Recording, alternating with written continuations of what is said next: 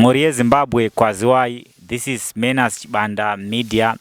We report as it is. You can't ignore. If it is your first time to be here, we kindly ask you to subscribe, like, comment and share. Mzora nhasi ndine mukomana ari panapa ndoda ngoti azviintroduce iye nekukukwazisai. Makadi muri Zimbabwe. Zita rangu ndinonzi Denzel Freedom Chinengundu. Okay. Mukoma wangu mungazivisewo here vanhu kuti munoita nezvei? Ndinoita zvekuimba. Munoimba musambo wakaita sei? Dauti munatsotsanangurira kuti musambo wacho wakaita sei, makatanga rini? Apa musambo apa ndakati ndinoti uyu ndinoimba any type of music. Ndinoimba chero. Ende ndakatanga zvekuimba ndichiri mupfana, chiri kuchikoro cheko. Nditoimba mumasiku kwaya, kuchechi, ndaimba futi mukwaya. Then zvekuzotanga kuzoita zverecording ndakatanga ngu ndichiri kuchikoro. That was in 2003. Pandakatanga kurekodha kunonzi ku Beat Bakery iri Umbare. So ndakarekodha album. Ndikambotrembo pusha ne Metro Studios yanga iri kuMasasa. Then pauzire ma challenges akazongoitikawo chibva ndazombomira. Sana kurekodha masingo ndichingoita sei ndichingodaro. Alright, ndimbokubate muromo ipapo. Album ramakarekodha imimi rinonzi chii, uye pane masong oyo akaita mahits ipapo kana aripo moti udzawo? Album randarekodha rinonzi Ndinokuchemera. Then pane 2 masongs akaita mahits akatomboridzwa pamhepo makore wayo yanga ichiri Urban Grooves ndiyo taimanya naye. Akaridzwa pamhepo acho, mungatipo matitles acho here tive tinoaziva? Pane inonzi Amai Ndinokuchemera iyoyo. Okay. Then tobva ipapo, so kubva marekodha that album hamuna kuzokwanisa kuburisa imwe album zvakare, mangotanga kurova masingles kusvika nhasi? Okay. Then vamwe vaimbi vamakamboita makorabo nawo vane mukurumbira ndevapi? Vaimbi vane mukurumbira vane makorabo navo handisati ndaita. Asi pane ndakaita naye anonzi Black the Skywalker. Pandarekodha Prisoners Rhythm ku Beat Company ndandakaita naye collab. Okay. Ko ma-recording companies amwe amakarekodha nawo zvakare ane mukurumbira ndeapi? Ndakarekodha ine inonzi Trojan Fire Records iri kuMbare. Then ine Beat Company neimwe inonzi Optimus Studios iri kuMasasa. Okay. Ko ma-challenges amakasangana nawo kana kuti amuri kusangana nawo music industry ndeapi?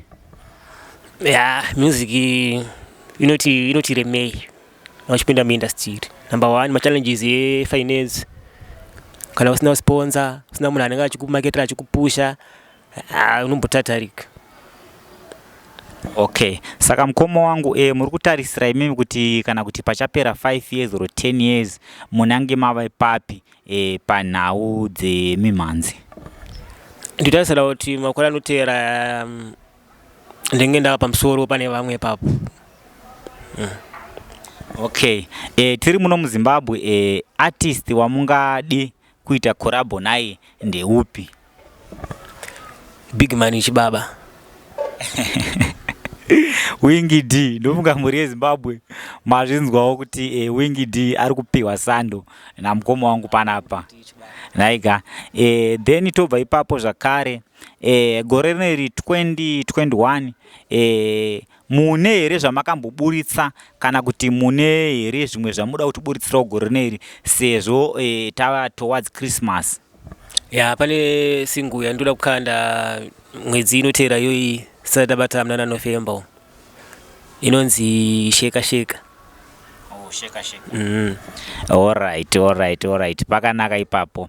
So kana pari pama social media platforms munowanika ma platforms api uye mazita munoshandisa acho pama platforms ndeapi? Zvinowanika pa Twitter I am Scooby D, pa Instagram I am Scooby D, pa Facebook Scooby D, pa like Scooby D.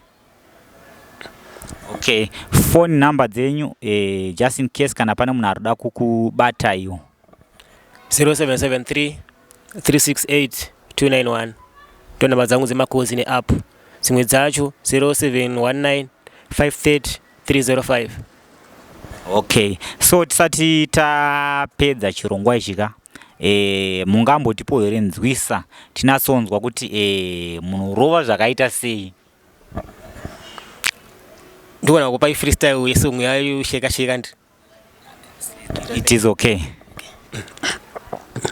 Shika shika tamba tamba shika tamba shika shika tamba tamba shika tamba vanoti Scooby kuimba hagone, vamwe vanoti Scooby nzara hapone, vamwe vachiti Scooby mukadzi yaone, zvangu zviri kufayamira uonesi, uya bibi mira papa niko mwana wangu uya nechepapa, Daniel nyanga haya kuna papa, taungana tese tave kudya sapa. Okay, thank you so much mkomo wangu. Kasonga kakarozo kuti kanonakidza tangu kamirira kuti tipinde mu Christmas nako nemu New Year. Ndo papererawo this video yedu hama dzangu. Thank you so much mkomo wangu nokuyo kuchirongwa kwa maita naika mashoko enyu kupesera kumuri Zimbabwe. Ndoda kungoti muri Zimbabwe musabetwe malocal artists, music yedu tikabuditsawo itambirewo kuti supportawo zvinhu zviri zvichiende. Alright, ndofunga mango zvinzirawo anzi respect local artists and support them. Bye for now.